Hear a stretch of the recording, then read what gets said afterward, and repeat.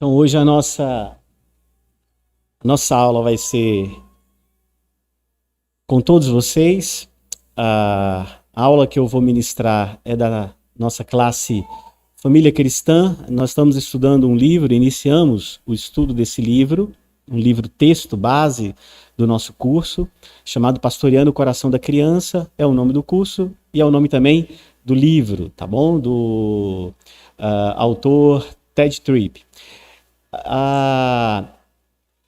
Aqueles que são da classe, estão aqui, ao final precisarem tirar alguma dúvida com respeito à aquisição do livro ou alguma outra questão que você queira fazer pessoalmente, você pode aguardar e depois falar comigo. Se não, você coloca lá no grupo da classe da Escola Dominical Família Cristã. Tá bom, gente? Vou contar com os irmãos, os pioneiros da fé, com a experiência que têm, para poder nos ajudar também a falar sobre criação de filhos, né?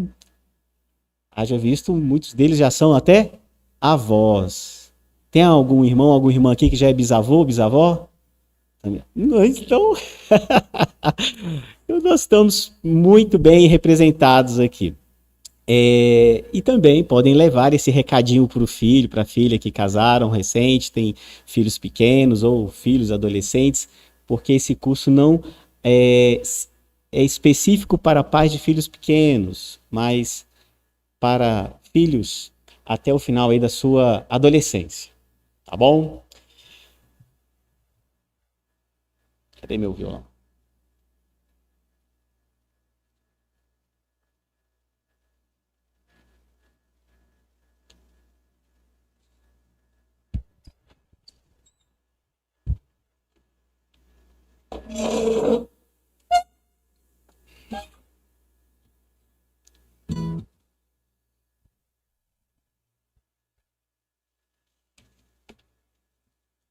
Para o nosso deleite, antes de iniciarmos a nossa aula,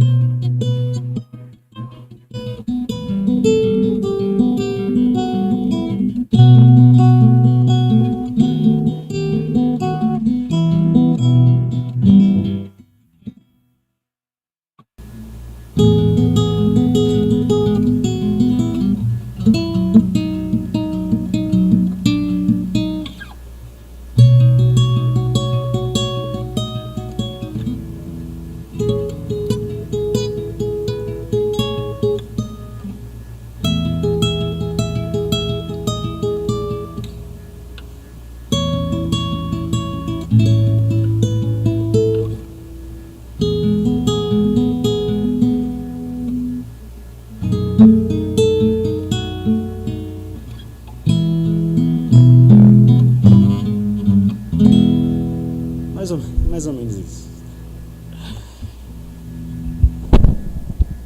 Essa música é uma das músicas que, quando eu comecei a tocar violão, eu aprendi, é uma música muito conhecida, de um autor desconhecido, talvez seja um autor espanhol, mas que é muito conhecida entre os violonistas e muito apreciada. Todo aluno de violão, logo que começa a ter uma certa habilidade, tem um desejo de aprender essa música. Meu filho mais velho começou a dedilhar agora, recentemente, o violão, mostrar interesse. E aí eu sugeri a ele, nós aprendemos essa música juntos, já que eu não lembrava de muitas partes dela. E aí a gente fez, em torno aí de 2 meses, a gente conseguiu aprender a tocar essa música juntos. O que é interessante em relação à música? A música, ela tem vários métodos para serem aprendidos. A música também tem estilos. Eu posso desenvolver um estilo ou aprender um estilo de outro. Eu posso seguir o estilo de um mestre. Mas a música, ela segue um princípio. Ela tem as notas certas, ela tem o ritmo relativamente certo, ordenado, ela tem a sua sequência, e se eu fizer alguma alteração muito radical nisso, eu desconstruo aquela música e vou acabar construindo outra música, mas aquela mesma eu estou desconstruindo. Então, para que eu toque essa música chamada Romance de Amor, eu preciso seguir um princípio. E é sobre princípios que eu quero compartilhar com vocês a respeito da criação de filhos. Não de métodos, não de estilos, não de estratégias, não de modismos, mas princípio. No caso aqui, o princípio, nós vamos sempre recorrer àquilo que entendemos como autoridade final e absoluta para a nossa vida, que é a palavra de Deus. Então, vamos sim encontrar princípios na palavra de Deus que nos ensine a respeito da criação de filhos. O que é curioso é que nós deveríamos sempre nos lembrar disso, de que o princípio é o mais importante, mas nem sempre nós levamos isso tão a sério. Nós vamos ver por quê. A nossa aula de hoje é o 2º capítulo do nosso livro sugestivo, que se chama Influências que Moldam. Nós deveríamos nos lembrar, quando pensamos na nossa tarefa de criar filhos, ou já os tendo criado, instruir agora os filhos que temos nessa missão também de ser pais, aqueles que são solteiros, que não estão casados, ou mesmo são divorciados e têm filhos, todos vocês e eu não podemos nos esquecer que o princípio é mais importante do que métodos e estratégias. Eu tive uma estratégia para aprender a tocar essa música. Eu defini que por dia, à noite, antes de dormir, eu iria tocar durante tanto tempo. Eu também estabeleci um método. Eu olhei a internet, como o pastor Rafael mencionou agora há pouco, né? Eu fui lá na internet e como se toca romance de amor. Aí eu vi uma pessoa ensinando um método, como eu iria começar a tocar. Primeiro aprenda pequenas frases, depois vai acrescentando, aumentando, pegue ritmo, depois passa para a segunda parte da música, e assim foi. Por sinal, o professor que eu descobri na internet, excelente, excepcional, uma aula ali gratuita, né? Com muita qualidade. Mas o princípio ele estava lá. Eu deveria seguir de forma disciplinar aquelas notas exatas, porque senão eu tocaria diferente. Eu acho que eu até toquei um tom ou outro aqui diferente do princípio da partitura que prescreve ali. Por quê, irmãos? Porque é muito comum e muito tentador para todos nós recorrermos a recursos que eu resumiria aqui como as 7 formas de você criar filhos felizes. Como ser um pai e uma mãe exemplar em 7 passos. Porque normalmente esses livros ou esse tipo de abordagem, seja uma palestra que você assista lá no YouTube, seja um livro que você lê, mesmo um livro que se auto-intitula cristão, a maioria de todo esse material que nós temos oferecido sobre criação de filhos e sobre o papel dos pais, ele foca em métodos, em estratégias e segue um princípio geral, que é os nossos filhos são o fruto daquilo que nós oferecemos a eles, são resultado de todas as influências que eles recebem. E isso é perigoso, porque se eu pensar dessa forma, eu vou acabar correndo no que a gente pode chamar de um determinismo cristão. Filho de crente, quem crentinho é, né? Filho de peixe, peixinho é. Se eu ler a Bíblia com meu filho todos os dias, se eu levar ele para a igreja, se eu colocar ele para estudar numa escola cristã, se eu sempre estar falando de Deus para ele dentro de casa, meu filho vai ser um homem de Deus, minha filha vai ser uma mulher crente, vai querer casar com um homem crente, vai levar o evangelho a sério, não vai se afastar. E aí eu caio nesse determinismo cristão. Se eu achar que eu segui os 7 passos, os 7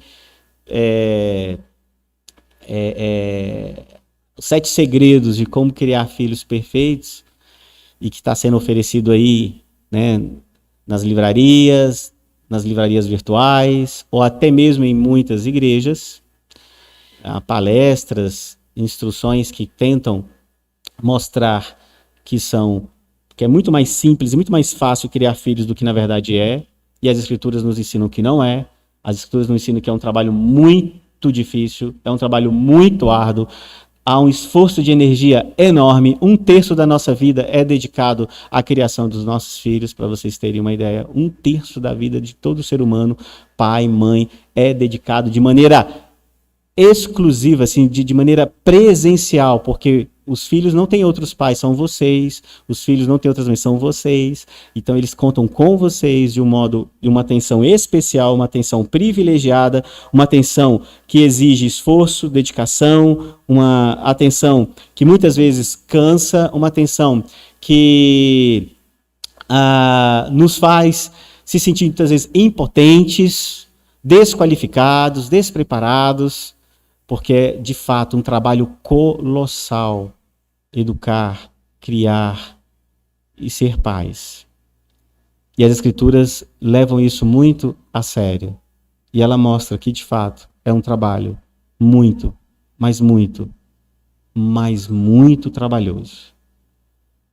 Não há nenhuma atividade que empreenda maior energia e maior investimento físico, financeiro, emocional, psicológico, espiritual, do que esse processo de criarmos filhos.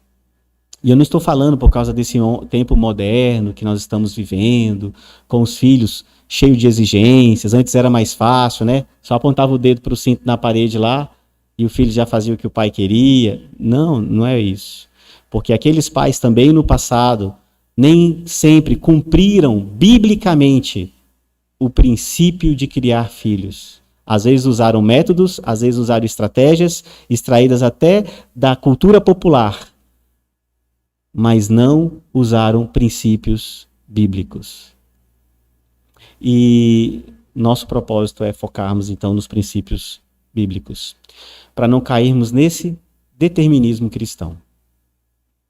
Resumindo, esse determinismo cristão seria achar que eu sigo uma lista de cuidados e os meus filhos, então, serão preservados do mundanismo e se tornarão filhos crentes, obedientes, tementes a Deus. E a Bíblia fala que não é necessariamente assim. Não existe esse determinismo cristão. E os nossos filhos também não deveriam ser encarados dentro desse chamado determinismo cristão, mas também nós não poderíamos supor que, em último caso, somos nós os pais, os responsáveis em transformar o coração dos nossos filhos. Entendam isso. Eu falei agora há pouco que é um trabalho de grande e intensa dedicação, que exige um esforço colossal. Mas isso não significa que a vida dos seus filhos está, em último grau, nas suas mãos. e o poder de transformar, ou a obrigação, ou responsabilidade de moldar o coração dos seus filhos e transformar o coração dos seus filhos, a fim de que eles se conformem a Cristo, esta responsabilidade não está sobre vocês, pais. Porque nem eu e nem você podemos transformar o coração de nenhum ser humano, nem o nosso.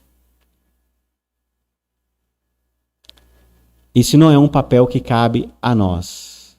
Então, se por um lado nós temos um grande trabalho, por outro, não entenda, você não é o Jesus ou o Messias do seu filho, da sua filha.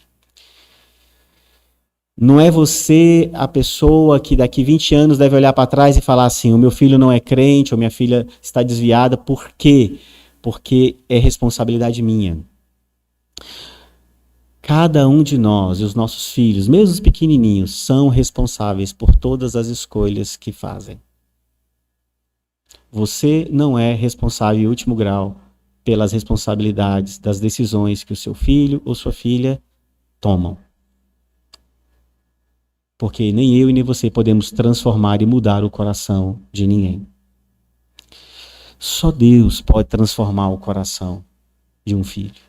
Só Deus pode transformar o coração de uma pessoa. Olha o que o Ted Tripp falou. Opa, deixa aí não. Aí.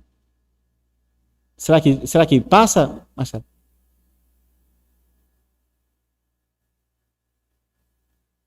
Acho que não, né?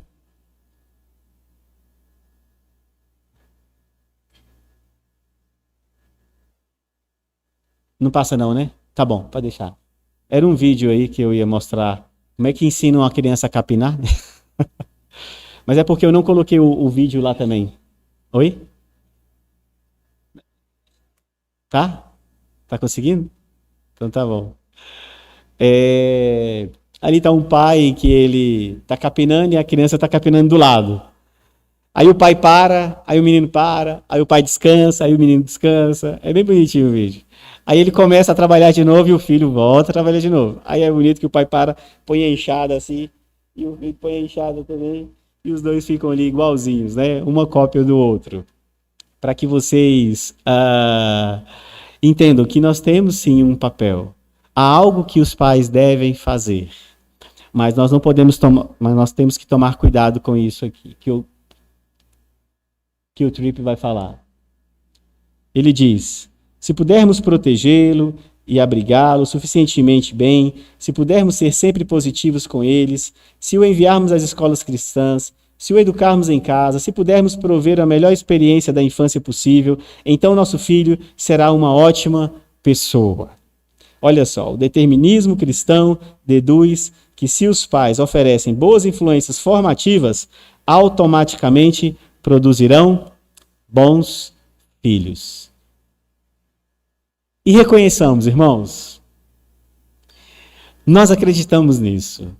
No dia a dia, assim, nas tarefas cotidianas, na lida diária,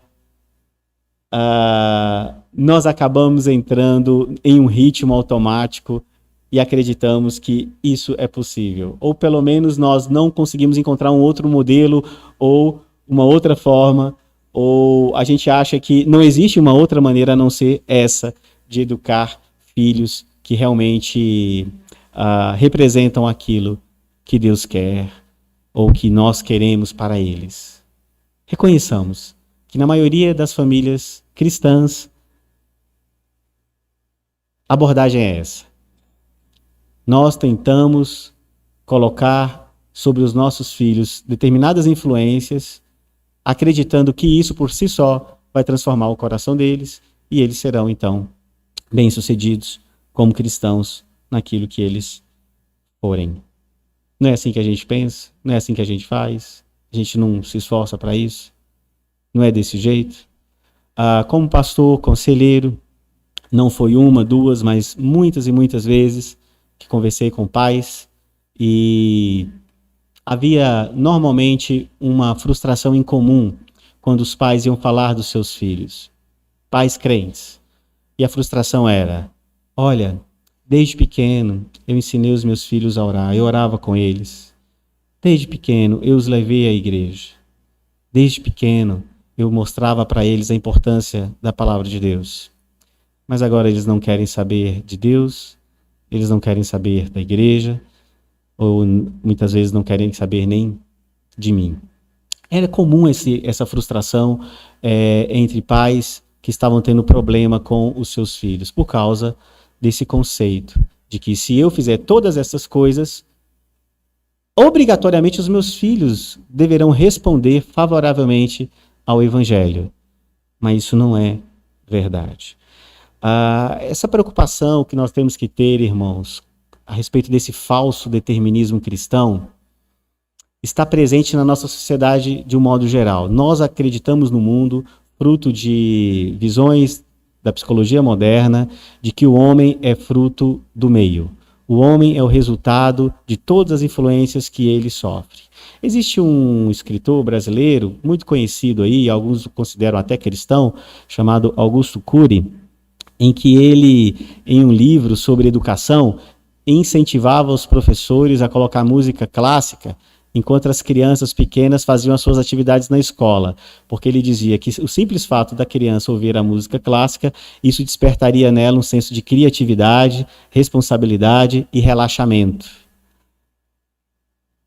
Isso é um retrato desse determinismo, onde eu ponho uma música e eu julgo que aquela música, pelo simples fato dela ouvir aquela música, aquela criança será calma, aquela criança aquilo vai aguçar o senso de criatividade dela e ela vai render mais e melhor na escola.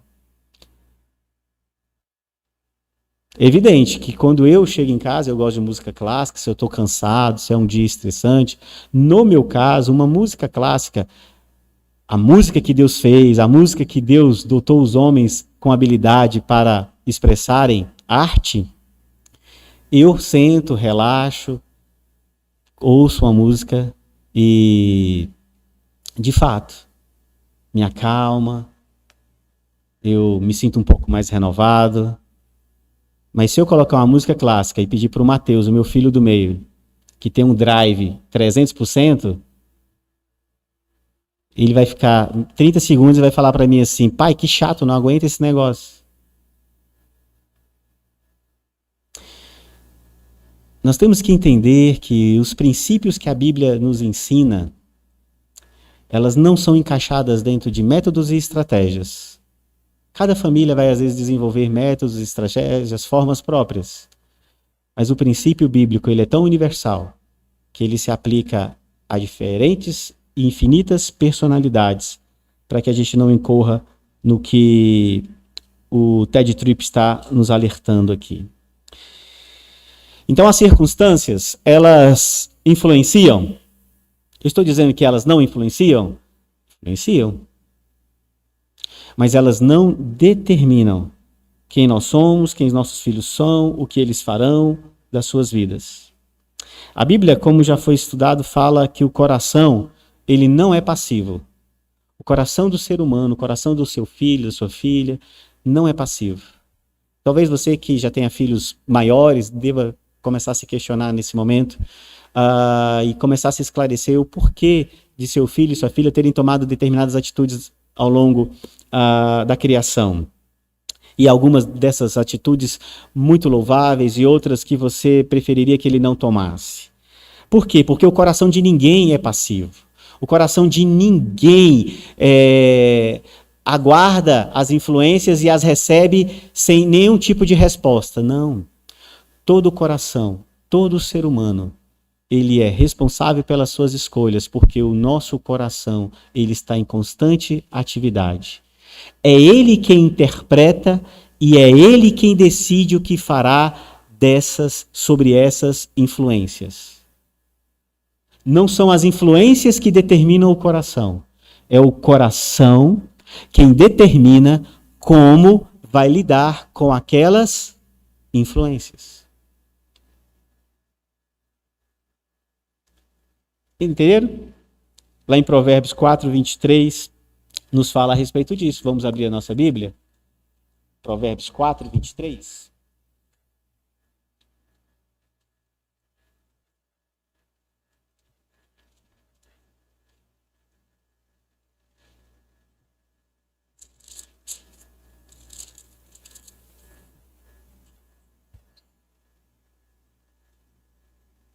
Vamos ler juntos? Diz assim: sobretudo o que se deve guardar, guarda o coração, porque dele procedem as fontes da vida.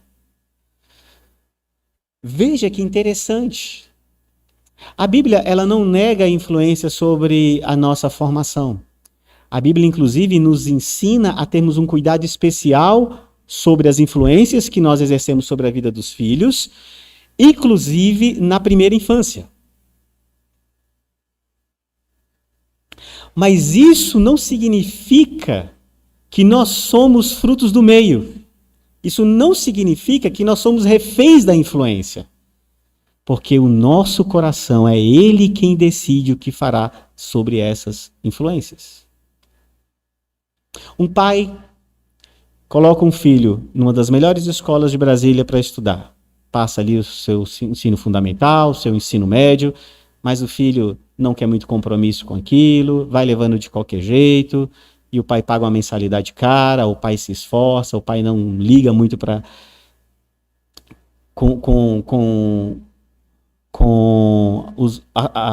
o gasto, porque ele entende que aquilo é um bom investimento, mas o filho não valoriza, o filho não reconhece aquilo como um grande presente para a vida dele, e simplesmente esse filho termina o ensino médio e acomoda, e mal entra na faculdade, ou já entrou em 2, 3, 4 e sai na metade, não conclui nada.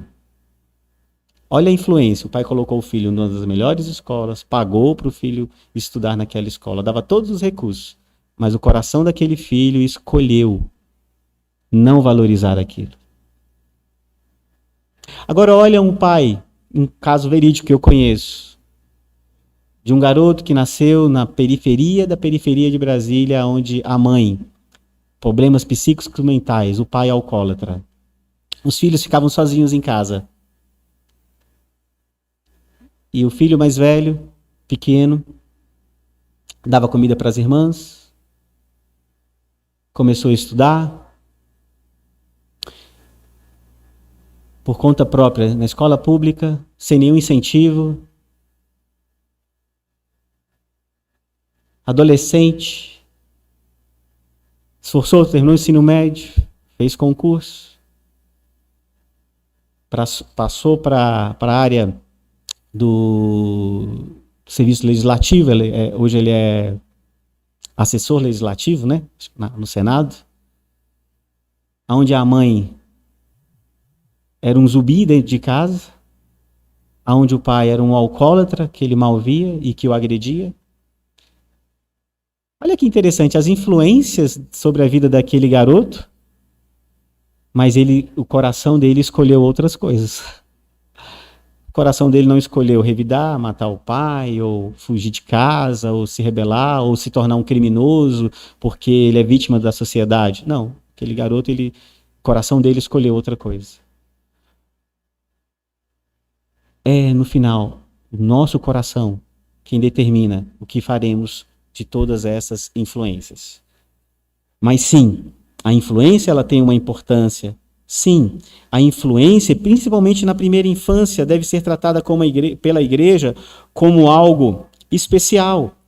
Há 3 passagens na Escritura, lá em Deuteronômio 6, Efésios 6 e Colossenses 3, que abordam a importância dos pais exercerem influência formativa na vida dos seus filhos pequenos. Efésios 6, vamos abrir e eu vou mostrar como esse conceito ele é abordado pelo apóstolo Paulo, que é apenas uma repetição da tradição judaica, já do Antigo Testamento. Efésios, capítulo 6.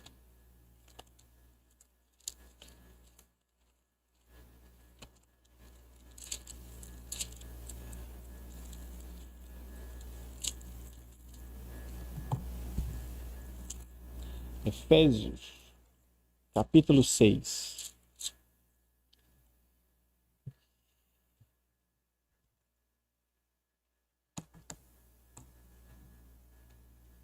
Diz aí, verso 1. Filhos, obedecei os vossos pais no Senhor, pois isto é justo. Honra teu pai e a tua mãe, que é o primeiro mandamento com promessa, para que te vá bem e sejas de longa vida sobre a terra. E vós, pais, não provoquei vossos filhos a ira, mas criai-os na disciplina e na admoestação do Senhor. É uma responsabilidade dos pais. Nossa aula de hoje não vai falar a respeito de como essa criação ela é feita, ok? Mas só para vocês entenderem. Nós vamos ter uma aula sobre isso, mas para vocês entenderem que é sim responsabilidade dos pais exercerem boa influência sobre os seus filhos, ensinando os seus filhos a respeito de Deus e de sua palavra, da vontade de Deus para a vida deles e para tudo aquilo que eles fazem. Às vezes os meus acordam, principalmente nas segundas-feiras, e eles falam que não quer ir para a escola. Quer ir para a escola, é muito chato, estudar é muito chato, não é? Aí tem que lembrar eles que estudar é uma oportunidade que Deus nos dá de conhecermos e descobrirmos as maravilhas dessa boa criação que Deus fez. É uma forma de nós interagirmos entre pessoas, é uma forma de nós conhecermos e ampliarmos a nossa visão e abrangência do mundo e nos maravilharmos ainda mais desse Deus que está por trás de tudo isso. É importante conectar os nossos filhos, tudo aquilo que a gente faz, como algo conectado a Deus.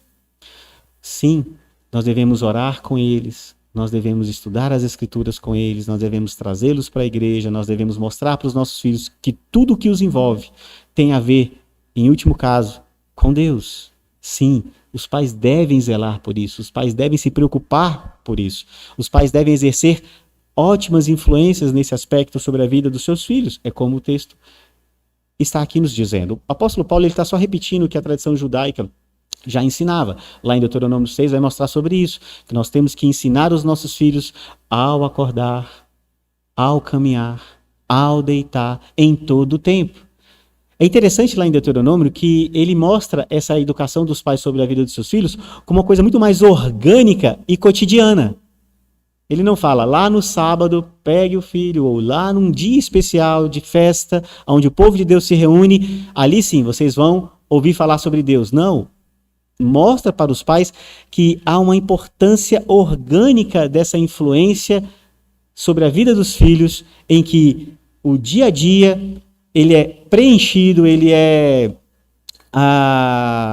abastecido com toda uma visão de que Deus está presente, de que Deus está ali, de que Deus os ama, de que Deus exige deles compromisso, de que Deus exige respeito, até mesmo o respeito aos seus pais. Por que filhos devem obedecer pais? O que diz o texto aqui? Filhos, obedecei vossos pais no Senhor, pois isso é justo. Quando os filhos obedecem aos pais, os filhos estão fazendo o que todo cristão deve fazer com relação ao nosso Pai Celeste. Obediência. Ou seja, os filhos acabam representando aqui na terra uma relação que todos nós temos com o nosso Pai que está no céu. Por isso, então, nós obedecemos os nossos pais como um modo de demonstrarmos a nossa obediência, a nossa sujeição a Deus. Sim, nós devemos influenciar os nossos filhos, causar boa influência sobre eles, saber que essas influências, de certo modo, vão participar desta formação dos nossos filhos, mas não são as influências que os moldam. As influências são influências. Mas quem determina o que eles farão dessas influências são cada um deles, assim também como foi com cada um de nós.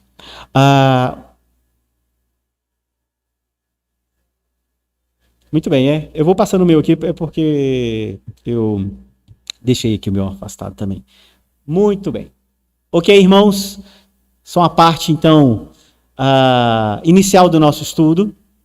Algum dos irmãos gostaria de fazer alguma pergunta sobre o que foi comentado até aqui, a respeito de influências, a respeito desse determinismo cristão, a respeito do coração, é quem decide o que fará dessas influências.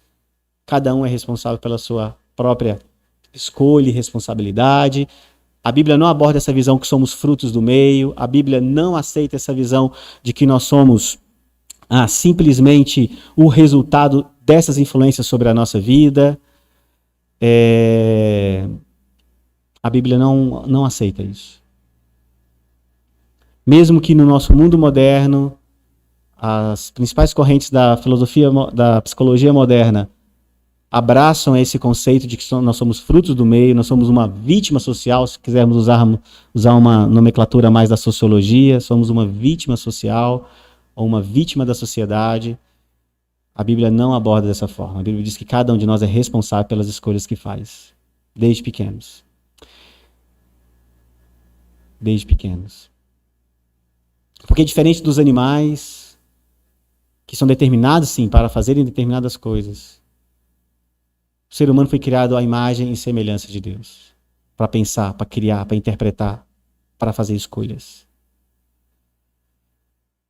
E nesse mundo caído, o próprio rei Davi já disse que em pecado me concebeu minha mãe.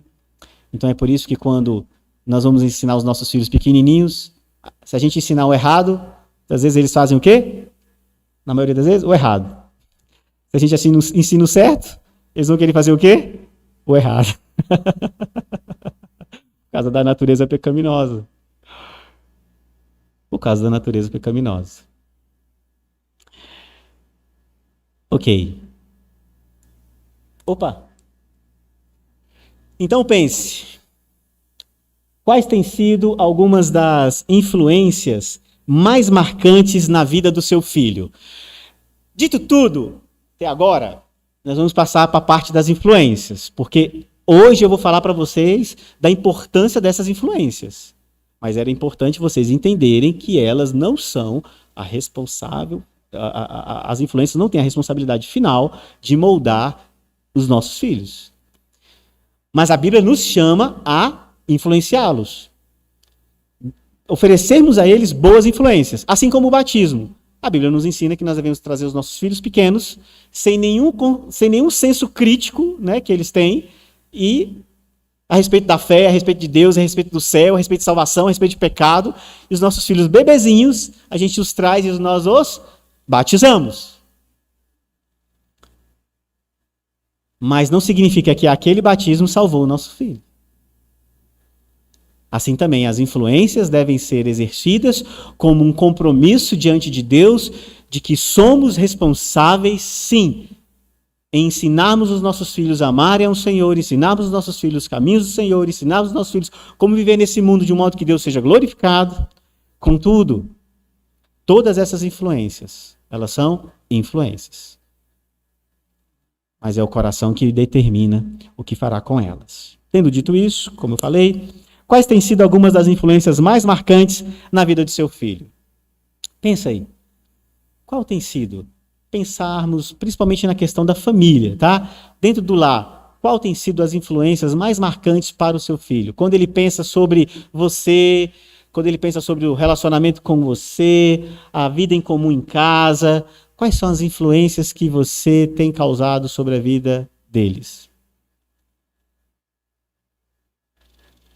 Se nós invertêssemos, ao invés de estarmos os pais aqui, e se eu saísse aqui e fosse lá, invertêssemos a classe, trouxéssemos todos os adolescentes, todas as crianças para cá, e eu fosse perguntar para elas, me fale uma coisa que te lembra muito o seu pai, me fale uma coisa que lembra muito a sua mãe, me fale uma coisa que lembra muito a sua casa. O que eles falariam? Porque com certeza eles vão falar daquilo que tem causado mais influência sobre a vida deles. Ok? Algumas influências nós temos o domínio, nós temos o controle, nós temos a ação. Outras influências que os nossos filhos recebem, dentro do contexto da família, vêm de um modo indiferente até à nossa vontade. Nós vamos ver algumas situações aqui na nossa vida, na nossa história de família, em que os nossos filhos recebem essa influência. Isso aconteceu também comigo, isso aconteceu com você. O que eles estão aprendendo em casa? Provérbios 22, 6 nos diz: ensina a criança no caminho em que deve andar. Quando ela for velha, ela não se desviará desse caminho. Mais ou menos assim, né? O texto. Essa é a ideia. Ensine a criança no caminho que deve andar e quando for velha, não se desviará desse caminho. Parece um determinismo, não parece? Eu vou ensinar e meu filho não vai se desviar desse caminho. Mas a gente tem que ter um cuidado sobre o livro de Provérbios. O livro de Provérbios não é um livro de promessa. Não é um livro de promessas. O livro de Provérbios é um livro de princípios de sabedoria. Deus não está prometendo nada no livro de Provérbios. Ele está exigindo um compromisso nosso. Porque Deus sabe que nenhum ser humano pode transformar o coração de outro. Mas Ele está exigindo de nós um compromisso. E é Ele quem fará, do modo dele, da forma dele, do jeito que Ele quer, a respeito de transformar corações. Então o livro de Provérbios não pode ser abordado como um livro de promessas. Isso é importante. Porque talvez você, como pai, você pode se frustrar. Você, mãe, pode se frustrar, olhar e falar, poxa, eu ensinei e agora meus filhos estão indo num caminho contrário. Porque o livro de Provérbios não promete nada. É um livro de princípios que Deus nos ordena a seguir. Mas isso não significa que seguir os princípios do livro de Provérbios não sejam importantes, não sejam causadores de boa influência sobre a vida dos nossos filhos. Não.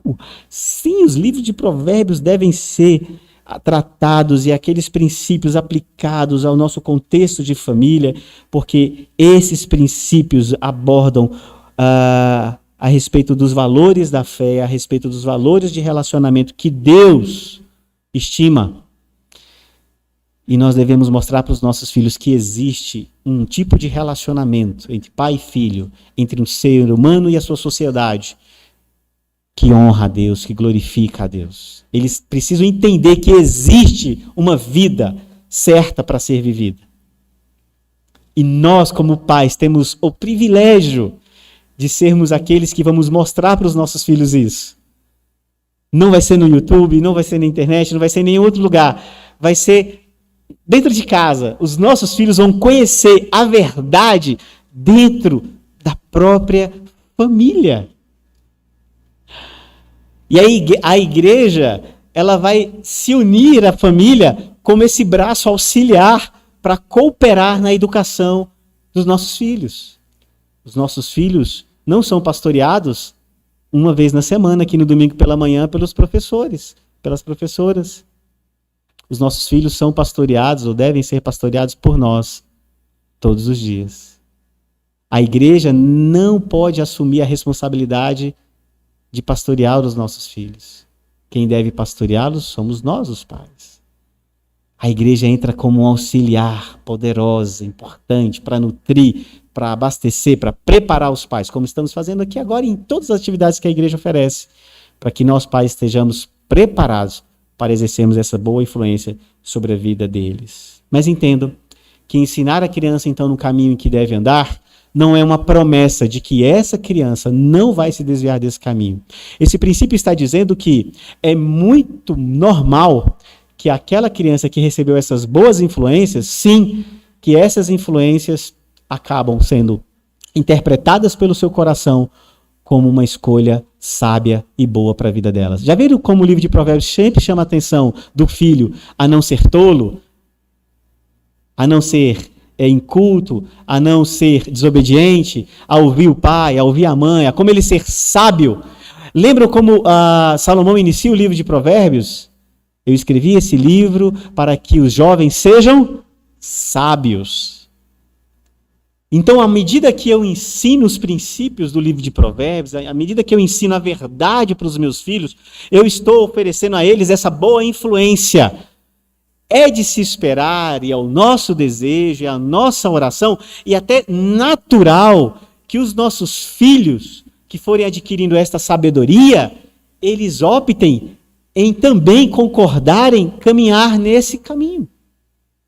E fazer aquilo que honre a Deus. Essa é a ideia do livro de Provérbios.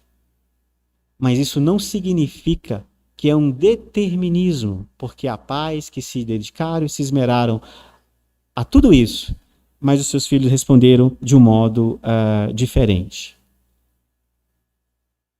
De um modo diferente. E esses pais não deveriam se sentir os responsáveis finais. Há erros que nós pais cometemos na nossa influência, nós devemos pedir perdão a Deus, reconhecer diante do Senhor que falhamos, e falhamos tantas vezes. Mas isso não significa que os nossos filhos também não falharam. Isso não significa que os nossos filhos não são responsáveis pelas atitudes deles. O mais normal de se esperar é que os filhos, sim, eles acabem absorvendo muito desses princípios e aplicando a sua vida. Mesmo aqueles que não compartilham, talvez, da fé exatamente como a gente compartilha. Mas aqueles princípios estão ali. Aqueles princípios estão lá guardados. Isso é muito interessante. Uma sociedade em geral, falando da família, agora falando de um modo mais amplo, uma sociedade em geral que tem os princípios do evangelho implantados dentro da sua cultura, influencia a cultura de tal modo que pessoas que nem amam e nem creem em Deus acabam se sujeitando a valores que o evangelho zela, a valores que o evangelho preza, como, por exemplo, a solidariedade com aquele mais fraco, com aquele que sofre, que faz parte do evangelho e é uma influência sobre a vida da sociedade, porque a sociedade vê isso como uma coisa benéfica para ela. Imagine então o poder disso sobre a vida da família.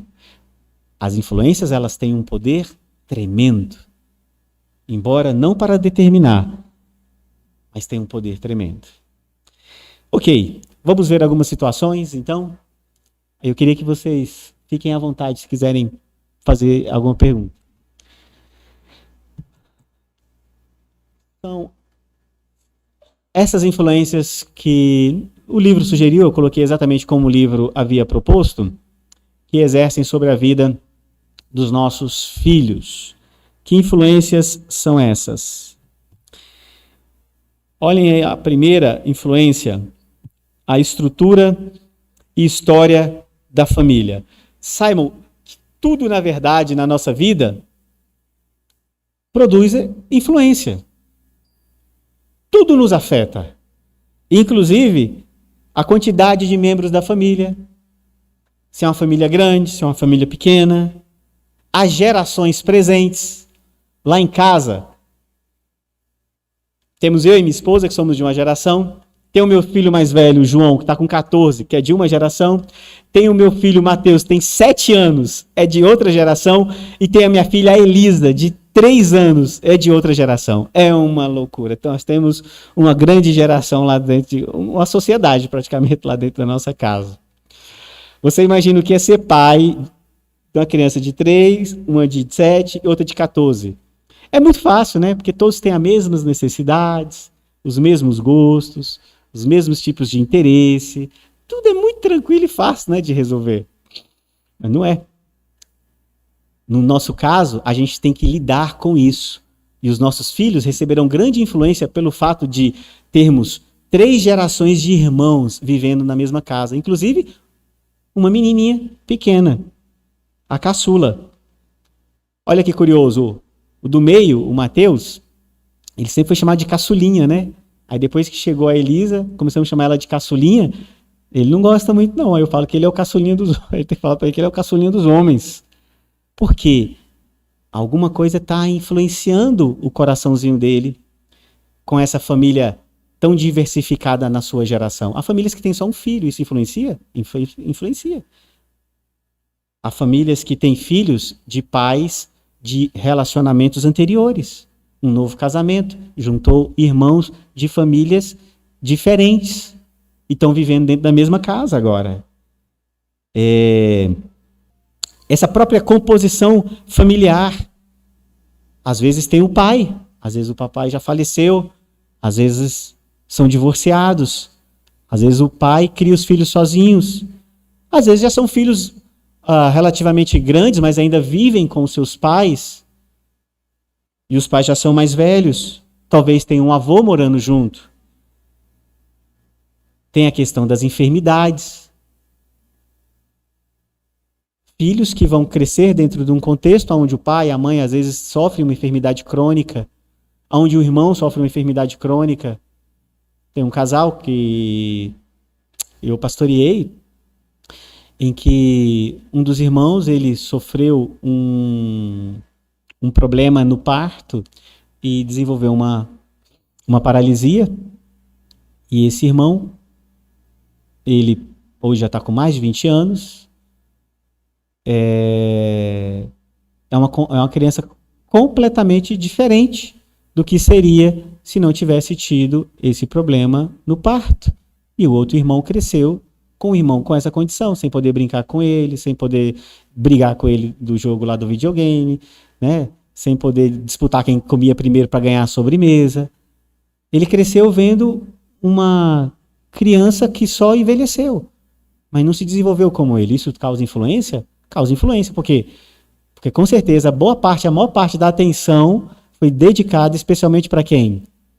Para essa criança que não anda, que precisa de todos os cuidados para tomar banho, para se trocar, para deitar.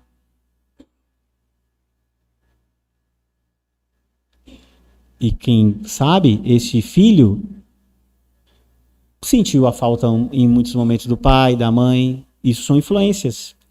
Enfermidades, às vezes, da própria criança. Mudanças de cidade. Mudanças de cidade. Às vezes a gente acha que mudar mudou, tá tudo bem, é tranquilo, né, para uma coisa boa. Mas como uma mudança de cidade, como uma mudança de casa, interfere completamente e influencia a vida dos filhos. Perda dos laços com amigos, perda do quarto, aqueles aspectos, laços afetivos, né, com o ambiente dele. Às vezes você vai para um outro país, perda da cultura, dificuldade da língua, dificuldade com o clima. Há pessoas que já mudaram tanto que não têm raízes e amizades com ninguém. E isso pode causar influências? Pode. Isso pode fazer a pessoa ficar mais desligada dos outros? Pode exercer alguma influência? Se o coração daquela pessoa interpretar dessa forma, pode. Estrutura e história familiar. Olha o quanta influência são exercidas sobre a vida da família, né? A segunda coisa que está ali, valores familiares. O que importa? O que importa para essa família? Dinheiro é muito importante, trabalhar é muito importante, ou o tempo com os filhos, o lazer, ir para a igreja é importante. O que os pais ensinam para os filhos a respeito de valores? Filho adolescente está começando a se preparar aí para fazer Enem, fazer vestibular. Qual a conversa que os pais têm com os filhos? O que os pais têm como expectativa para os seus filhos e colocam sobre eles e expressam para eles? Querem que eles sejam pessoas muito importantes, tenham cargos com altos salários? Ou o foco é outro? De serem bênção para a sociedade, se dedicarem a uma profissão porque isso glorifica e dignifica a vida do ser humano, proverem para a sua família. O que um pai fala para uma filha hoje com 18 anos, que tem o desejo de se casar, mas tira excelentes notas, recebeu o convite para fazer uma bolsa, para ganhar uma bolsa na Universidade de Harvard, mas ela quer se casar. O desejo dela é constituir uma família e ficar aqui no Brasil. Qual o conselho que a mãe e um pai dessa garota estaria dando para ela? Não, minha filha, você deve ir para lá, isso é mais importante para você.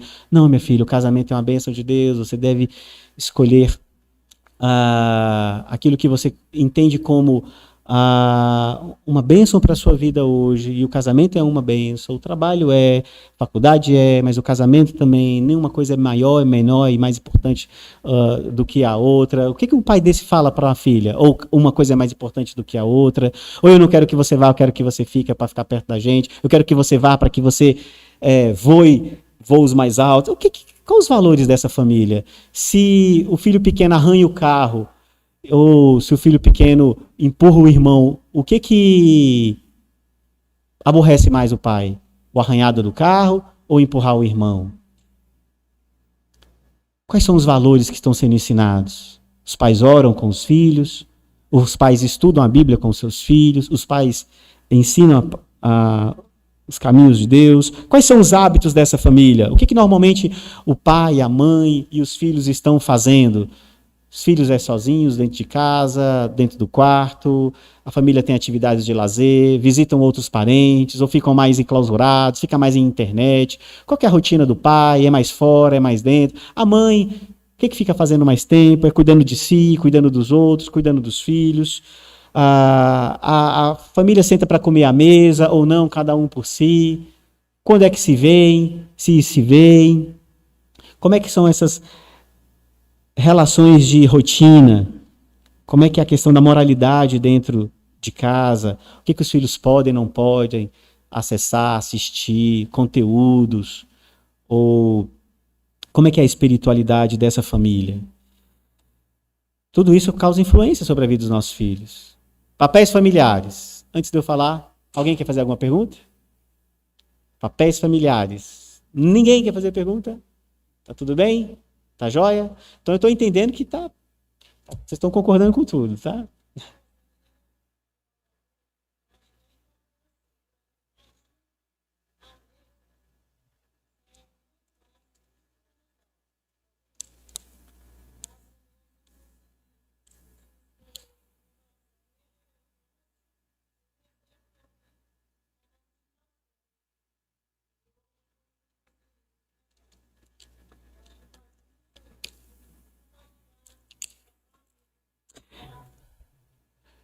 Que legal, minha irmã. E de fato, é uma ótima estratégia para a gente ensinar princípio para os nossos filhos. Princípio de comunhão, princípio de estar debaixo da própria autoridade. Agora é hora de comer, nós vamos comer é aqui, nós vamos olhar os olhos uns dos outros. É uma ótima estratégia e deveria sim ser resgatada por todos nós. Eu também não tinha a prática de comer assim quando eu era criança. Lá em casa era meio bagunçado, todo mundo comia no sofá, comia fora, era meio largado. Chegava depois, comia, requentava a comida, o negócio era bem largado. A família da minha esposa, eles já são já muito mais zelosos com essa ideia da refeição à mesa. E eu aprendi com eles, e de fato, faz toda a diferença. É realmente diferente você sentar à mesa, você olhar nos olhos, mesmo que não seja aquela conversa de italiano, né? Não precisa ser. Mesmo que seja um bando de mineiro tímido, quietinho, fica ali sentado, conversando um pouquinho, falando de uma coisa ou outra, mas o fato de estar ali juntos, isso, isso é muito bom e é incentivado a todos nós mesmos. Os papéis familiares, isso causa influência para os nossos filhos. A gente acha que não, mas causa influência para os nossos filhos. Nossos filhos sabem quem é que tem autoridade dentro do lar, quem é que não tem. Nossos filhos sabem quem é que tem a última palavra dentro de casa. Se são eles, se é o pai, se é a mãe. Nossos filhos sabem. Nossos filhos sabem como é essa relação de poder dentro de casa e dos papéis. Eu coloquei ali aquela divisa lá, né, militar, porque no militarismo fica bem distinguido, bem certinho assim, o que cada um é e o que cada um faz. E aquele negócio ali, gente, quem tem um trem daquele ali manda que você não está imaginando, sabe? Manda muito. Dentro de casa, esses papéis, eles não são muito e nem sempre muito bem definidos. Pode falar.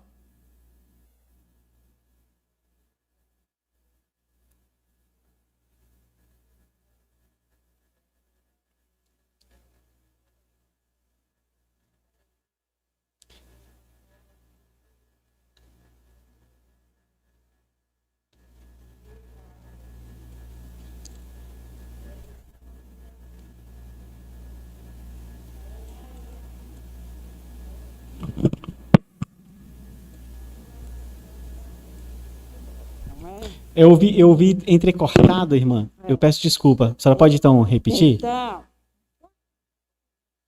Então, eu queria só complementar esse versículo que você falou. Ensina a criança no caminho que deve andar e ainda quando for velho, não se desviará dele.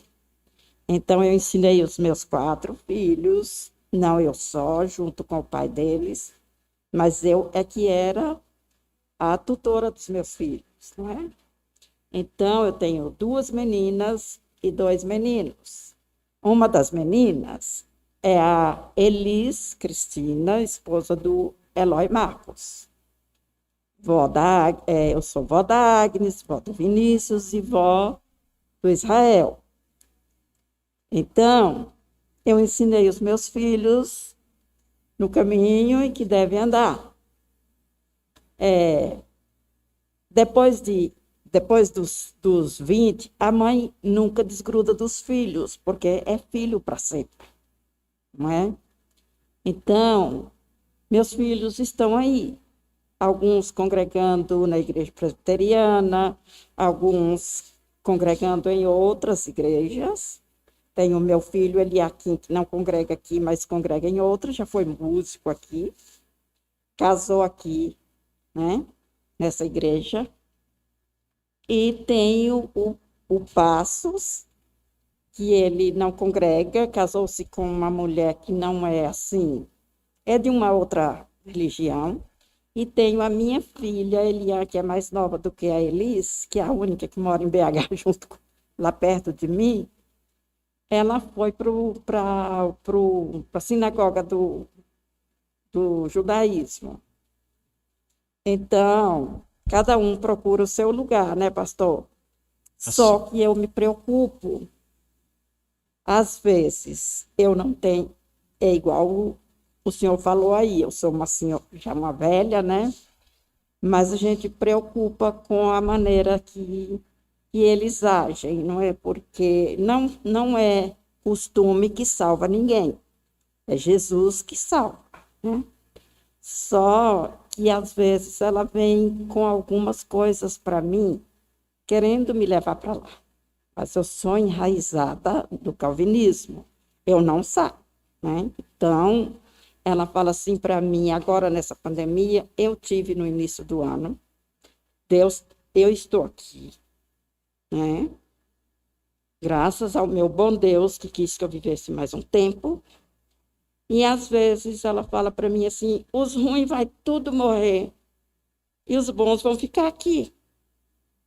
Mas é bom que vai logo os ruins, tudo, para a gente ficar aqui na terra. Mas Jesus não prometeu isso para nós. Verdade. Isso me preocupa, pastor. Ok. Eu queria que você me desse uma dica sobre isso. Ok. Tá legal? Meu nome é Cristina, né? E eu queria que o senhor me desse uma dica sobre isso aí, de que não existe uma cidade celestial para nós, né? E que vai ser aqui mesmo, o paraíso aqui. Então, isso para mim é coisa de testemunho de Jeová, uma seita. E eu não concordo com isso. Entendi. O que o irmão tem a me dizer como um pastor sábio, letrado, né? Oh, meu Deus. Para me falar sobre isso. Minha irmã. Obrigada. Vamos lá. Então, primeiro, né, muito obrigado pela senhora abrir o coração e expor para nós aqui um pouco desse contexto da sua família, né? Obrigado pela sua sinceridade e a sua própria experiência já mostra aquilo que eu venho falando, né? A respeito de que cada um de nós é responsável pelas atitudes e pelo resultado das consequências da nossa vida. Todos nós podemos ser criados nos mesmos princípios, mas cada um é que responderá conforme o seu próprio coração. E é responsável por essas respostas. Cada um dos seus filhos, cada um de nós, é assim. Segunda questão, que eu acho que a senhora mencionou aí, a sua preocupação. Sim, como pais, nós não vamos deixar de nos preocupar nunca. A gente se dedica um terço de modo intensivo sobre a criação dos nossos filhos. Mas o olhar de coruja, né? Aquele que está acordado enquanto os filhos estão dormindo, aquela preocupação de pai, gente, é até Deus nos levar, ou os levar. Por quê? Porque nós sempre queremos os nossos filhos junto de Deus. Nós queremos que os nossos filhos amem ao Senhor, nós sabemos que isso é o melhor para eles. Nossos filhos são carentes da salvação quanto nós, como quanto qualquer outra pessoa. E aí, nesse aspecto, Toda essa experiência cristã, esse ensinamento que foi dado, ele serve, inclusive, como conteúdo para lembrar os nossos filhos a respeito de tudo aquilo que eles aprenderam. Lembra o que eu te ensinei, lembra o que eu já te falei, eu repito novamente, papapá. Orarmos por eles. A Bíblia nos diz para nós nunca deixarmos de orar, orar sem cessar. Devemos continuamente estarmos orando e orando pelos nossos filhos. Nós não devemos jamais deixar de fazer isso, porque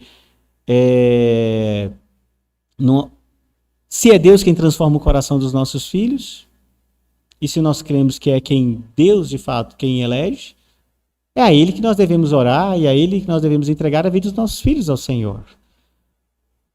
Isso é uma outra coisa importante que nós devemos fazer. Eu já me antecipei aqui, né, na parte final, mas já aproveitando a pergunta da senhora. Agora, a senhora mencionou um outro aspecto, talvez não esteja tão direcionado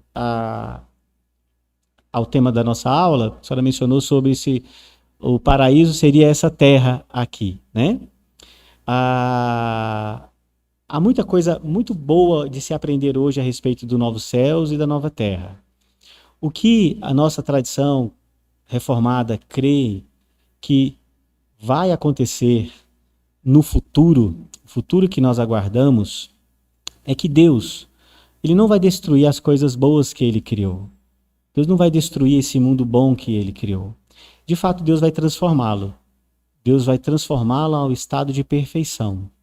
Não como os testemunhos de Jeová creem, mas de um outro modo. A Bíblia descreve que terá um julgamento. A Bíblia descreve que aqueles que morreram agora estão com Deus no que nós chamamos de céu, mas em espírito na presença de Deus. E diz que haverá, sim, um julgamento, um inferno, um local específico e físico onde pessoas sofrerão as consequências do seu pecado. Mas a Bíblia nos dá condições de crer que, de fato, a chamada Nova Jerusalém não é um lugar lá, mas é um lugar aqui. Porque o que João viu na sua visão não foi algo para ser interpretado simplesmente como um simbolismo, mas como algo simbólico e real, no sentido de que ele viu descendo do céu a Nova Jerusalém, num conceito de que Deus estaria, de fato, renovando essa terra, essa criação dele, e tornando essa criação dele agora aquele mundo que Deus idealizou, sem pecado, sem defeito, sem erro, sem maldade. Portanto, a chamada Nova Jerusalém, para boa parte dos teólogos reformados, sim, é esse mundo restaurado, essa terra que nós vivemos hoje, recriada, completamente restaurada. Não ao seu estado original de floresta, né? De mata, de bosques e de jardim. Sim, haverá não um, mas muitos jardins, mas talvez um em especial. Mas seria esse mundo restaurado. Mas tem alguma coisa, se ela tiver interesse de estudar, se ela quiser ler sobre isso, eu posso sugerir alguns livros para a senhora depois sobre esse aspecto, tá bom? Irmãos, a gente tem outros, né, causadores de influência, como eu falei, os papéis. Então, na casa, o filho sabe quem é que manda, quem é que desmanda, se são eles. Tem uma história engraçada, né, uma pessoa chegou em casa, aí tinha um gato. Aí o gato na porta da casa deitado. Aí o dono da casa teve que pular o gato, abriu a porta, aí foi lá e botou uma comida pro gato. Aí o gato levantou, deu aquela esticada assim, foi lá, chegou na comida, cheirou, comeu e falou assim: "Ô, rapaz, esse meu servo é bom demais, né? Ele chega na hora que eu preciso, ele abre a porta para eu entrar, ele abre a porta para mim e vai lá e põe a minha comida. É bom ser o dono dessa casa, né?" Então o gato achava que é o dono da casa. Aí já o cachorro é diferente, né? O cachorro chega, ele vai lá no portão, fica todo alegre, né? Querendo pular em você, aquela alegria toda, não sei o que e tal. Aí você vai lá, abre a porta, pega a comida, dá a comida para ele fala: "Ah, que legal, meu dono chegou, que felicidade, ele abriu a porta, deixou eu entrar, né? Pôs comida para mim, que dono bom." Às vezes dentro da nossa casa, Os nossos filhos, eles às vezes se sentem como gatos, né? Eles acham que eles que são os donos, eles que mandam, eles que determinam a roupa que eles vão vestir, o que que eles devem comer, o que que eles vão comer, o tanto que eles vão comer. É eles que determinam tudo. O que que eles querem ver, enfim. Quais são os papéis? Estão bem definidos? Quem faz o quê? O pai exerce a autoridade bíblica? Ou o pai é um ditador? Como a família lida com essa questão dos papéis? Isso influencia? Influencia. Há famílias que, se o filho precisar pedir um conselho, ele vai primeiro ir direto na mãe. Porque não sente confiança em falar nada com o pai, tem medo. Vai falar tudo e pedir para a mãe. Ou às vezes é o contrário, não considera nada do que a mãe fala. Tudo tem que vir e falar com o pai. Quem é que de fato tem a última palavra? Quem é que decide? Filha começou a querer namorar. Com quem que ela fala primeiro? É com o pai ou ela fala com a mãe? Com quem que ela tem mais intimidade? Ou tem a ver com uma questão de autoridade? Isso causa influência? Isso causa influência sobre a vida dos nossos filhos. Resolução de conflitos, né? Penúltima situação aí que causa influência sobre a vida dos nossos filhos. Olha que importante nós sabermos disso. Quando há um problema em casa, como é que se resolve? Como é que se resolve? Ou não se resolve? Tem diálogo? Quem inicia o diálogo? Tem autoridade? A questão de justiça dentro da família, perdão, reparação, cruz. Quando há conflitos na família, existe um ambiente assim redimido, onde as questões são tratadas diante de Cristo, diante da cruz? Ou é a lei do mais forte? É a lei de quem fala mais alto? Como é que é resolvido esses conflitos? Ou não resolve? Se um pai precisar pedir perdão para o filho diante dos outros, o pai pede? O filho sente liberdade de chegar no irmão e pedir perdão? A família conversa? Como é que lidam com a questão dos conflitos? E a reação ao fracasso, que também traz muita influência? Vocês lembram aquele jogador, o Baggio, naquela Copa de 94, que errou o pênalti na final lá, Brasil e Itália?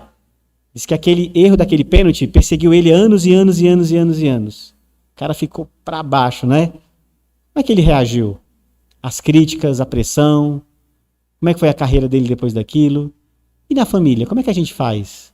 Se o pai perde um emprego, se há uma crise financeira, se há uma pandemia, como é que a família reage? Se retrai, se une, se fortalece, se isola, fica com medo, levanta um muro, ou abre as portas, ignora. Como é que a família lida com o fracasso com relação às expectativas? Ela foge? Ela enfrenta? Há crescimento? Há negação? Há aprendizado? Há uma história de uma família em que um dos filhos de um casal se afogou, né, numa piscina e morreu. E aquela mulher nunca mais foi a mesma e os outros filhos perderam o interesse no coração dela. Ela se isolava dentro de casa e ficou deprimida. E toda a família foi afetada por conta da reação daquela mulher pela perda daquela criança. Mesmo ela tendo outros filhos, mesmo ela tendo um marido, mesmo ela estando bem, mas ela não queria estar bem. Agora, poderia ter sido ao contrário, aquela criança ter falecido, mas ela pensar, né? Deus levou essa criança, mas eu tenho os outros filhos, vou cuidar dele. Como é que reagimos ao fracasso? Há aprendizado? As críticas, quando os nossos filhos falham, erram, nós os criticamos, nós somos duros, julgamos, ou nós tratamos tudo como uma oportunidade de aprendizado e crescimento? Como é que é essa reação ao fracasso? Tudo isso são questões influenciadoras sobre a vida dos nossos filhos. Tudo isso vai fazer com que eles decidam nos seus corações como vão tocar as suas vidas. com quem vão se casar, se não vão se casar, se vão gostar mais de dinheiro ou se vão gostar mais de Deus. Por isso que nós temos um papel importante de exercermos boa influência sobre a vida deles.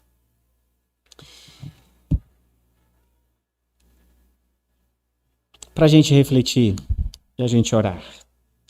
Você tende a ser determinista no modo como vê a criação de filhos? Conseguem ver seus filhos como reagentes ativos sobre as influências formativas de suas vidas? Como você os vê reagindo? Vou resumir isso aqui com um questionamento que muitos dos pais fazem. Você se vê frequentemente se sentindo mais culpado com relação à vida dos seus filhos? Ou você se vê como alguém enganjado numa missão que Deus te comissionou a fazer, sabendo que você depende mais dele do que de você mesmo? Você sente um fardo pesado nessa ideia de criar filhos porque acha que é você que tem que moldá-los? Ou você, sim, está com as suas mãos calejadas, gastas, de tanto trabalhar, mas você não é o principal responsável por essa obra? Há um Deus que tem capacitado você, que tem instruído você, que tem cuidado de você e que é Ele quem muda os corações. Para a gente orar. Deus, Ele nos chama tanto a exercermos essa influência sobre a vida dos nossos filhos e a lidarmos com aquelas influências que são alheias a nós, que não dependem de nós. Vem uma pandemia. Você não decidiu, vou decidir que ano que vem vai ter uma pandemia. Não, vem uma pandemia. Como nós vamos lidar como cristãos em relação a essa pandemia? O que eu quero ensinar para os meus filhos? O que eu quero colocar no coração deles como oportunidade de, num momento de adversidade como esse, Deus está mais em evidência? Para que você não se sinta o principal responsável, mas para que você saiba que você tem uma grande responsabilidade. Amém? Vamos orar? Amado Senhor, te louvamos por esse tempo juntos, por esse tempo de aprendizado, de conversa, por esse tempo de voltarmos à sua palavra e pensarmos que nem sempre os princípios da tua palavra têm sido aqueles que nos acalmam, que nos motivam e que nos encorajam. Às vezes a gente entra num ritmo desse determinismo, achando que fazendo determinadas coisas, os nossos filhos responderão favoravelmente. Mas nós queremos reconhecer, Senhor, que só o Senhor muda corações e que o Senhor tome o coração dos nossos filhos nas tuas mãos, tanto os piquiticos quanto os mais velhos, quanto aqueles que já são responsáveis pelas suas próprias vidas, para que o Senhor transforme os seus corações dia após dia, para que eles vivam na sua presença, para que eles te amem, para que eles te sirvam, te glorifiquem, Senhor. E para que nós, como pais, sejamos capacitados a causarmos boas influências sobre a vida dos nossos filhos e saibamos lidar com tudo aquilo que não está no nosso controle, mas que na dependência do Senhor nós possamos transformar qualquer situação numa oportunidade de mostrar a sua presença, Senhor. Em nome de Jesus que nós oramos. Amém.